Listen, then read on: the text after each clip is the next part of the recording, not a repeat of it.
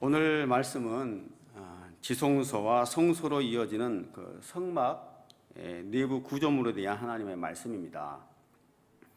먼저 성막 그 본체의 골격을 이루는 널판 제작과 그 설치 방식에 대한 말씀이에요. 그리고 지성소와 성소를 구분하는 휘장과 또 성막의 그 출입문의 역할을 하는 휘장의 제작, 또 설치 방식에 대한 말씀입니다.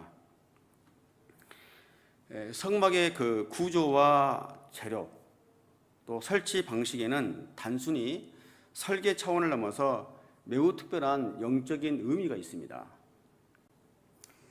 결론부터 말씀드리면 성막 전체가 예수 그리스도를 상징합니다. 그래서 성막에 사용되는 각각의 재료에도 예수님의 형상, 예수님의 그 성품을 그대로 담고 있습니다. 더불어 성막 안에서 우리는 성도들의 그런 영적인 신앙생활의 원리를 발견할 수가 있는 것이죠. 그래서 하나하나 그 영적인 의미를 되새기면서 오늘 말씀을 읽으시면 오늘 저와 여러분의 그 큐티 묵상의 깊이가 더 풍성해질 것입니다. 함께 말씀을 보시겠습니다. 15절에서 30절까지의 말씀은 성막의 널판에 관한 말씀입니다. 근데 오늘 기록된 내용들을 읽어봐도 잘 이해하기가 어려워요, 사실은. 그래서 좀 PPT를 보시면서 제가 좀 자세하게 설명을 드리고 싶습니다. PPT를 보시면요, 보여주십시오. 널판은 이렇게 시띠나무, 개역 성경에서는 조각목이라고 되어 있거든요. 아카시아 나무로 만들었어요. 근데 이 시띠나무는 그 법궤의 재료로 사용됩니다. 그래서 시띠나무는 이스라엘이나 시나이 반도에서 비교적 쉽게 구할 수 있는 재료였습니다. 그래서 내구성이 아주 강해서 건축 재료로도 많이 사용되었습니다. 다음 그림을 보시면요, 시띠나무로 이렇게 널판과 빗장, 가름대를 만들어서 그 위에 금으로 씌우라고 했습니다. 시띠나무는 예수님의 인성, 몸으로 오신 예수 그리스도를 나타낸다면 금으로 씌웠다. 금은 바로 예수님의 신성, 하나님 되심을 말씀하고 있습니다. 그래서 우리는 이 널판에서 예수님의 인성과 신성을 동시에 발견하게 됩니다. 이사야 53장 2절 말씀을 보면요, 그는 수려한 풍채도 없고 화려한 위엄도 없으니 우리가 보기에 볼품이 없었다, 이렇게 말씀하고 있거든요. 예수님을 그렇게 말씀하고 있습니다. 그래서 볼품 없는 시띠나무 재료 위에, 흔하게 구할 수 있는 시띠나무 위에 예수님의 신성, 하나님 되심을 나타내는 금으로 덮여 있는 것이죠. 그래서 이 널판은 길이가, 높이가 10규빗, 1규빗이 45.6cm거든요. 그래서 10규빗이니까 4.56m가 되겠죠. 그리고 너비가 1.5규빗, 68.4cm입니다. 이렇게 해서 제작하라고 했습니다. 다음 그림을 보시면요, 성막 구조를 보시면 동서남북 방향 표시를 보게 되면 동쪽이 문입니다. 동쪽으로 문이 향하고 있으니까 남쪽과 북쪽, 그리고 서쪽면, 삼면은 널판으로 성막의 골격을 세우라고 했습니다. 성막의 골격을. 그래서 남쪽과 북쪽은 길이가 같아요. 그래서 30규빗으로 13.5m입니다. 그래서 남쪽과 북쪽은 길이가 같은데 널판을 20개씩 제작하고 있어요. 남쪽에 20개, 북쪽에 20개, 총 40개를 널판을 세우라고 했고요. 성막 뒤쪽, 서쪽이 되겠죠. 서쪽은 10규빗인데요, 4.5m입니다. 근데 널판을 6개를 세우라고 했습니다. 만들어서 세우라고 했습니다. 그런데 보면 남쪽과 북쪽이 서쪽과 만나는 모퉁이가 있어요. 두 군데가. 빨간색 동그라미를 보시면요, 그 모퉁이에는 널판을 하나를 대서 두 겹으로 대라고 그랬어요. 그래서 두 겹으로 붙여서 세우라고 했거든요. 그래서 서쪽에는 원래는 6개만 세우면 되는데 양쪽 모퉁이 하나씩 더 세우니까 총 8개가 되겠죠. 그래서 전체적으로 남쪽과 북쪽에 20개, 20개, 서쪽에 8개, 그래서 총 48개의 널판을 세우게 됩니다. 여러분, 이 널판이 어떤 영적인 의미가 있을까요? 이 널판은 교회를 이루는 한 사람, 또 한 사람의 성도들을 나타내 보여준다고 할 수 있겠습니다. 성도들 한 사람 한 사람이 모여서 주님의 몸된 교회를 이루죠. 성도는 그리스도의 몸이면서 교회의 몸입니다. 그래서 널판은 성막의 벽을 이루면서 성막을 튼튼하게 받치는 골격이에요. 성도는 교회를 튼튼히 받치는 골격입니다. 성도는 교회의 몸이기 때문에요. 만약에 널판이 흔들리면 성막 전체가 무너지게 되겠죠.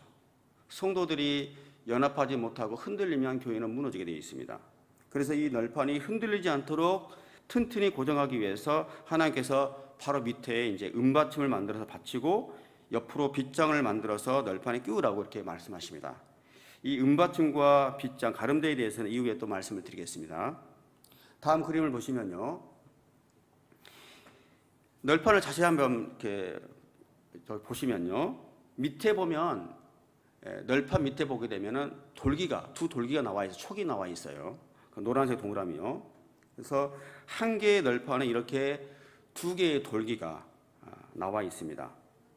그래서 두 촉이 각각의 두 개의 은받침대, 한 촉에 한 개의 은받침대가 되니까 널판 하나에는 두 돌기가 있으니까 은받침 두 개를 이렇게 받쳐서 널판을 세우게 되는 거죠. 그래서 남쪽에 널판이 20개, 북쪽이 20개이기 때문에 각각 널판에 은받침이 두 개이니까 남쪽에는 은받침이 40개, 북쪽에도 40개, 서쪽은 널판이 8개니까 은받침이 16개가 되겠죠. 그러면 총 다해서 96개의 은받침을 세우게 됩니다.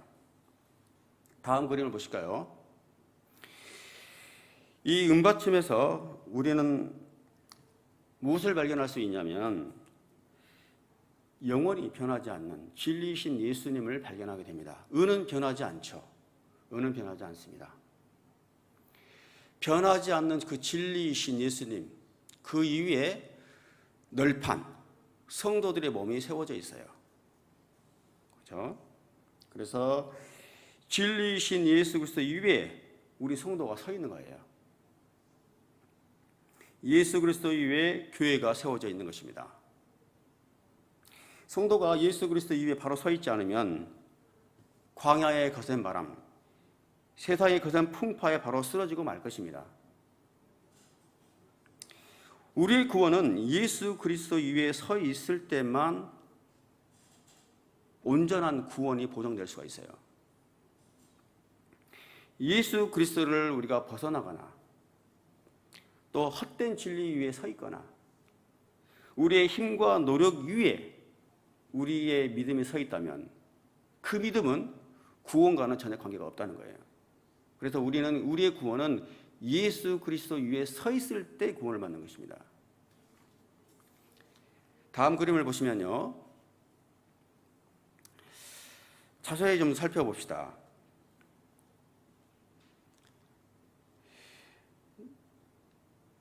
그 전 그림이 아마 빠진 것 같아요. 예. 널판에 돌출되어 있는 두 돌기를 잠깐 보십시오. 보시면요. 널판과 그 돌기가요. 널판과 은받침을 연결해 주는 역할을 하거든요. 돌기가 촉이요. 그래서 이 촉은 널판이 은받침 위에 견고하게 서도록 하는 역할을 해요. 그래서 한번 생각해 볼 수 있는 거예요. 그럼 이 두 개의 촉은 어떤 것일까를 묵상해 볼 수가 있는 거예요. 이 촉은 우리 성도가 그리스도 위에 은받침 위에 서게 하는 거니까 이 촉은 믿음이죠. 믿음이 우리를 그리스도로부터 떨어지지 않게 해요. 그리고 예수 그리스도 위에 굳게 세워서 흔들리지 않게 하는 것입니다. 돌기가 없으면, 믿음이 없으면 은받침 위에 예수 그리스도 위에 우리가 설 수가 없죠. 예. 여러분, 거센 풍파 속에서도 결코 흔들리지 않도록 또 예수 그리스도 위에 확고한 믿음으로 구원을 이루어가는 저와 여러분들이 되시기를 예수 그리스도 이름으로 축복합니다. 다음 그림을 한번 볼까요? 여기에 동일하게 이제 씨띠나무에 금을 씌워서 이제 빗장, 가름대를 만들어서 남쪽과 북쪽과 서쪽면에 각각 5개씩 끼우라고 하나님께서 말씀하셨습니다. 그러니까 남쪽, 북쪽, 서쪽 3면이기 때문에 5개씩 끼우면 3면에 5개씩이니까 총 15개의 빗장이 필요하겠죠. 이 15개 빗장을 끼워서 3면의 널판들이 좌우로 흔들리지 않도록 단단히 묶으라고 했습니다. 그림을 보시면 가운데에 있는 띠가 있어요. 자, 오른쪽에 보게 되면요. 근데 이제 왼쪽을 보게 되면 가운데 띠가 안 보여요. 그 이유는 뭐냐면 널판을 가운데로 이렇게 관통해 있기 때문에 보이지 않는 거죠. 근데 가운데 띠는 널판을 이쪽에서부터 저쪽 끝까지 끊어지지 않게 완전히 관통하라고 했습니다. 그리고 가운데 빗장, 가름대를 중심으로 위쪽으로 빗장이 2개, 밑으로 2개. 그래서 한 면에 총 5개의 빗장, 가름대가 가로질러 있는 것이죠. 가운데에 있는 가름대만 관통해 있습니다. 그래서 이 가름대 총 5개의 가름대가 각 면에서, 그래서 총 15개의 가름대가 48개의 널판을 단단히 흔들리지 않도록 묶고 있는 것이죠. 여러분, 이 띠가, 이 가름대가 무엇이겠습니까? 그리스도의 사랑이죠. 그리스도의 사랑의 띠입니다. 또 성령님을 상징합니다. 성도님들이 무엇으로 일치와 연합을 이룰 수 있겠습니까? 모든 것을 온전케 매는 사랑의 띠, 그리스도의 사랑의 띠로 우리는 하나 될 수가 있습니다. 또 화평에 매는 줄, 성령님이시죠. 성령님으로 우리는 성도와 성도를 하나로 연결시켜 줄 수가 있고, 성령 안에서 있을 때 우리가 하나로 연합할 수가 있죠. 우리의 모습은 모두 다릅니다. 성별, 직업, 신분, 성격, 인종, 민족, 국적 모두가 달라요. 그러나 그리스도의 사랑 안에서, 한 성령 안에서 우리는 모두 하나가 될 수가 있습니다. 2000년 전 초대의 교회가 탄생한 이후로 1000년 후에 교회가 동서로 나눠집니다. 동서로 나눠져요. 그리고 그 이후로 예수파와 그리스도파로 또 나눠져요. 그리고 요즘에는 진보를 상징하는 사회파랑 보수를 상징하는 복음파, 또 성령파로 나눠졌습니다. 이렇게 나눠져서 우리는 서로 수백 년 동안, 수천 년 동안 서로 악수도 하지 않고 지내는 매우 이해하기 힘든 모습으로 서로 긴장관계, 갈등관계 속에서 우리 기독교는 존재하고 있다는 거예요. 여러분, 이와 같은 개별성, 다양성을 어떻게 우리가 하나로 묶을 수 있겠습니까? 성도가 성도를 사랑하고, 또 그리스도 안에서, 성령 안에서, 한 성령 안에서 교회가 하나가 될 때 우리가 선포하는 이 진리가 더 강력한 힘을 발휘하지 않겠습니까? 우리가 하나가 되지 않은 채 말씀을 전한들 세상에 무슨 영향을 줄 수 있겠습니까? 그래서 우리에게 필요한 것은 그리스도의 사랑, 성령 안에서의 하나됨이죠. 이게 힘입니다. 이렇게 선포되는 이 진리를 통해서 세상을 구원해내는 사명을 우리가 감당해 가야 할 것입니다. 여러분, 이 그리스도의 사랑의 띠, 성령의 화평에 매는 줄로 하나 된 그리스도의 교회로 함께 든든히 세워나가는 저와 여러분들이 되시기를 예수 그리스도 이름으로 축복합니다. 다음으로 31절에서 37절까지의 말씀입니다. 계속해서 성막 내부 구조에 대한 말씀인데요. PPT를 한번 보실까요? 그림을 보면서 또 자세하게 설명해 드리겠습니다. 이 휘장에 대한 말씀인데요. 2개의 휘장이 있어요. 그래서 안쪽을 보게 되면은 우리 천사가 그려져 있는 휘장입니다. 지성소와 성소를 구분하는 안쪽 휘장이 있고, 또 바깥에 성막의 출입문의 역할을 하고 있는 그 휘장이 있습니다. 그래서 안쪽의 휘장을 보게 되면은 4개의 금기둥이 있고요. 바깥에 있는 휘장에는 5개의 금기둥이 있습니다. 그리고 안쪽에 있는 휘장 금기둥 4개의 금기둥 바로 밑에 보면 하얀색 동그라미, 받침대 4개가 받쳐져 있고요. 바깥에 있는 5개의 금기둥 밑에 있는 동그라미 표시 보면 청동 받침으로 5개를 받치게 되어 있습니다. 그리고 그 금 기둥에는 금 갈고리가 있어요. 금 갈고리가 있어서 휘장을 금 갈고리에다가 걸어서 매달도록 해서 밑으로 늘어뜨리도록 그렇게 말씀하셨습니다. 우리 가정집의 커튼을 생각하시면 될 것 같아요. 그렇게 하나님께서 제작하라고 하셨습니다. 또 내부를 살펴보면요, 왼쪽 그림을 보시면 지성소 쪽을 보게 되면 증거궤가 놓여 있죠. 그 다음에 성소 쪽을 보게 되면 남쪽에, 저희 쪽으로 보게 되면은 등잔대가 있고 건너편에 맞은편에 북쪽에 떡상이 있습니다. 떡상을 북쪽에 놓는 것은 북쪽이 더 서늘하기 때문에 북쪽으로 놓는 것이죠. 그 다음에 분향단은 지성소 앞에, 휘장 바로 앞에 분향단을 놓게 했습니다. 그리고 등잔대는 7개의 가지줄기로 되어 있는데요. 그 가지줄기가 하나로 연결될 수 있도록 순금으로 쳐서 두들겨서 만들려고 그랬습니다. 하나님께서. 여러분, 이 안에서 밤마다 제사장이 불을 켭니다. 등잔대에. 등잔대에 불이 붙게 되면 성막 내부가 얼마나 금빛 찬란했겠습니까? 불을 켜는 순간에 사방이 금빛이죠. 그리고 천장과 휘장은 천사들이 있죠.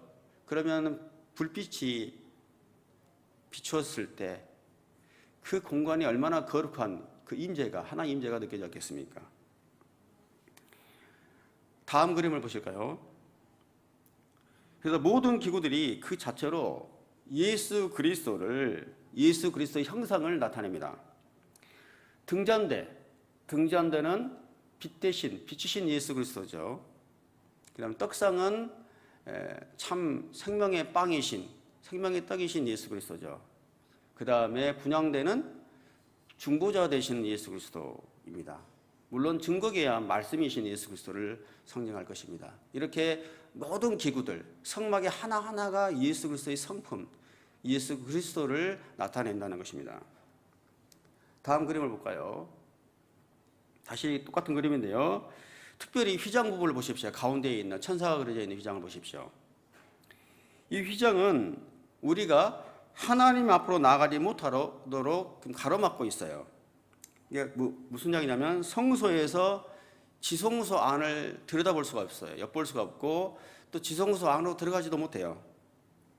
마치 이것은 에덴 동산에서 인간이 죄를 지어서 타락한 이후로 죄인된 인간이 생명나무 길로 들어가지 못하도록 에덴의 동쪽에서 천사들이 지키고 서 있는 모습입니다. 그래서 이 천사들이 새겨져 있는 이 휘장은 하나님이 임재하고 계시는 그 증거궤, 하나님께서 임재하고 있는 그 지성소로 나아가는 그 길을 이 천사가 새겨진 휘장이 가로막고 있는 것이죠. 그래서 지성소의 증거궤 위, 속죄서 위는 하나님이 임재하시는 곳이죠. 그것은 바로 하늘과 땅이 만나는 곳입니다. 그리고 하나님과 죄인인 인간이 만나는 곳이죠. 그러나 이곳을 휘장이 가로막고 있다는 거예요. 그래서 대제사장이 1년에 딱 한 번, 유대 달력으로는 7월 10일입니다. 7월 10일 대속죄일에 짐승의 피를 뿌려서 죄를 깨끗하게 씻은 후에 그제서야 나갈 수 있게 된다는 것이죠.